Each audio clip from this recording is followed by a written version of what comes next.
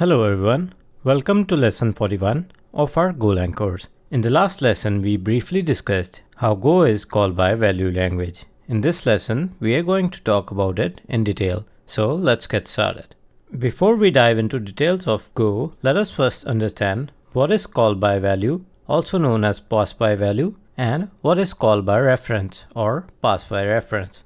In any language, call by value is when during a call to a function, the passed in arguments to that function are copied over to the function called. This means that inside the function, a new copy of these arguments is created. The values are copied to that function parameter that the function can work upon. Since the function is operating on the copies of the passed in arguments, any changes made to the passed in argument do not affect the original value passed to that function call. In most languages, a function accepting primitive data types uses call by value. That is, the language creates a copy of those values for the function to operate upon. Along with call by value, there is another way of passing arguments to a function. It is called call by reference. Call by reference, as discussed earlier, is also known as pass by reference. In call by reference, instead of creating a new copy of the variable or the arguments passed in, the memory address of the passed in argument is passed to the function, or a pointer is passed to the function to work upon. This means when you call a function, inside the function, you have access to the memory address where the value is stored in the program's memory. Since the function is working with the memory address of the passed in value, any changes made to the parameter or the arguments inside the function will be reflected in the original passed in argument to that function. In most languages, call by reference is employed for composite data structures that can be heavy to pass around, such as classes and array. If your function accepts a class or an array, call by reference will be employed by the language. Now, with the basic definition of call by value and call by reference out of our way, let us talk about how Go handles function calls. Go, unlike other languages, employs call by value for all data structure, that is, for primitive data structures like int, string, etc., or composite data structures like structs, slices, map, etc. Doesn't matter what parameter you are passing into the function, it is always call by value. This means even when you explicitly pass a reference or a pointer to a function, inside the function a copy of passed in pointer is created. That is, address is copied into a new pointer variable to work upon. But since the new copy 2 has the same address or is pointing to the same address in the memory, any changes made through that pointer are visible on the original parameter. Even though Go is strictly call by value, maps and slices are a curious case of Go. That is, they work in a little different fashion. We will discuss that in detail in the next slide. The reason behind it is, even though a copy of map or slice is passed to the function when the function is called with this map or slice, but Go internally implements these data structures in such a way that they hold a memory address of block of memory where the values are stored. This is the reason changing map or slice inside a function call can have some side effects. Before moving on to that in detail, let us see what happens when you pass in a pointer.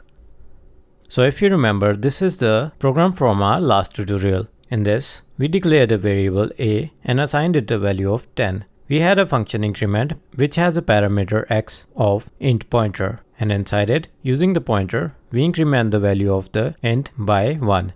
Now, what happens when you call increment and pass the value of the rest of a? When the function call is executed, x is initialized as a int pointer, and then the rest of a is copied into x. So inside increment, you are essentially working with a copy of pointer. I can show you this by doing x is equal to nil. That is, now I am saying the pointer is pointing to nil memory address. Here, if I say a ptr, save the rest of a, and now instead of passing the pointer or the address directly, I can say a ptr. Since I am making the passed in pointer nil, if Go was passed by reference, that is, if it has actually passed in the pointer, you would expect nil to be printed here. Since Go is a strictly call by value language, when we say the pointer that is passed to the increment function should now be nil, it doesn't affect the original value. That is because even when you pass a pointer, a copy of address is made into x. Let's run our program to verify the same. As you can see, it's still holding the address for a. Otherwise, you would have expected nil to be printed to the console. Let's discuss more about maps.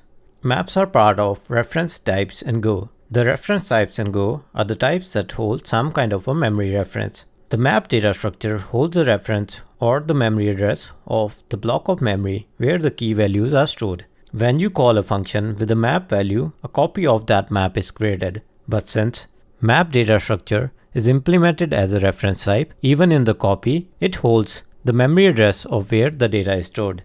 This means updating a map inside a function will update the original map as well.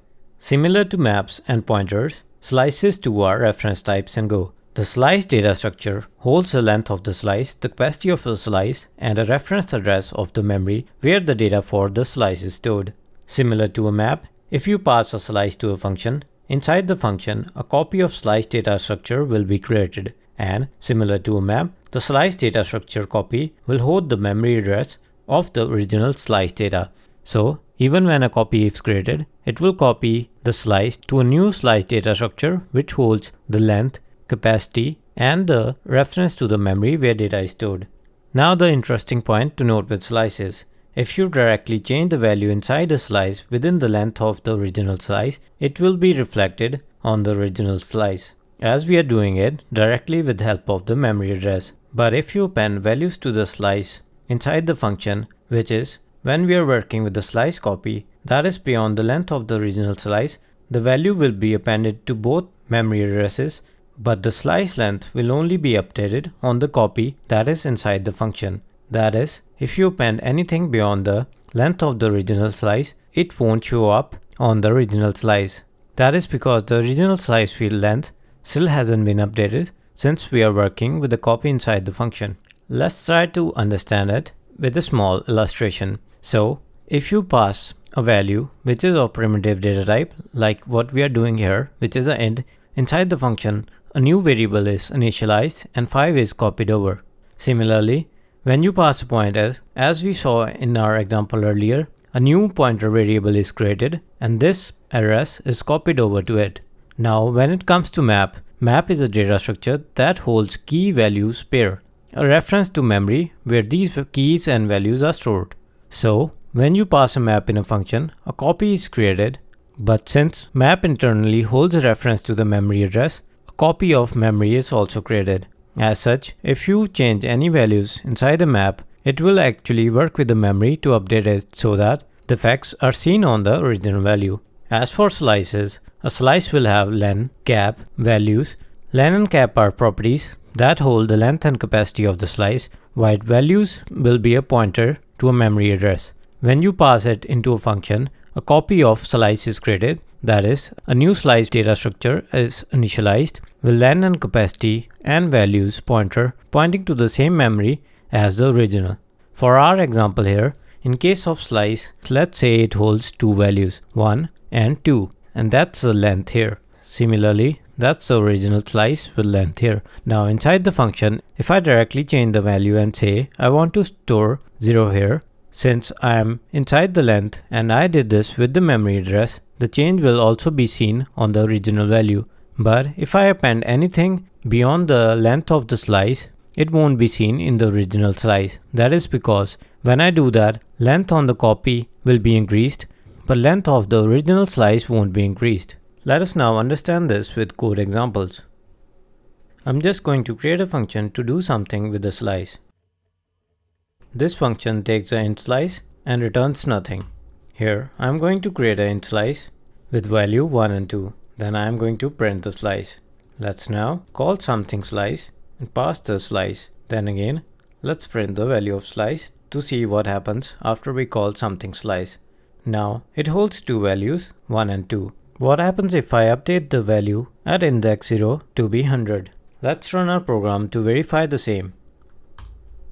As you can see, the original value was indeed affected. This is the value before we called something slice on our slice, and this is the value of the slice after we called something slice on the slice we had. That is again because slice internally are implemented as reference type. So even though a copy of s is created here or copy of the passed in slice is created here, it still holds a memory reference to the data or the value stored in the slice. If we do this, we are affecting the data directly using the memory. Now, What if I do append and do 1000? Let's run a program to see what happens. Before doing that, I'm just going to delete the change we made here. Let's run our program and see what happens. As you can see, nothing happened when I do append. That is because inside the function, a slice copy was created, and when I do append, it's appending beyond the length of that slice. The slice length is updated inside the function, but since it's a copy, the original slice length is not incremented. So if I do len s, after calling this something slice function, we shouldn't see any change in the length. But if I do len s in something slice, we should see it has been updated to 3 on the copy. As you can see, the length was updated on the copy, but not on the original slice. So it's important to remember that when you work on slice elements directly before the length of the slice, it will have effect on the original slice. But if I am appending which is beyond the length of the slice, it won't show up on the original slice. Now I'm going to remove this and let's see an example of passing a map. Here I'm creating a map of int keys and string values. I'm going to create a new function something map which accepts a map of int values and string types. Inside something map, what I'm going to do is delete the key using the delete function. So map and key is 0. Let's print our map before passing in to something map, my map, and then something map, print again my map. Since maps are implemented as a reference data type, even when a copy is created, the reference to the original memory where the data is stored is still held. So now if I run a program, let's see what we see. As you can see, the key 0 was deleted from the map. That is because the copy 2 holds a memory address. That is why it is also recommended to not use maps as parameters to functions. Let's now summarize everything we have learned in this lesson. Understanding the inner workings of a language is always interesting to me. I hope you enjoyed it as well. We learned Go is a strictly call by or pass by value language. That is, a copy of passed in argument is created inside the function when calling the function. This is done for all data types, even for pointers and structs. We also saw how maps and slices are a little different from other data types, since maps and slices are implemented as reference type or data structures that hold a reference to the memory. Even when a copy is created inside a function, when you call it with maps or slices, the copy still holds the memory address, which means changes made through that memory are visible on the original passed in values. That's it for the lesson. I hope you enjoyed it. Please feel free to ask any questions you may have by commenting under the video or reaching out through our Discord server.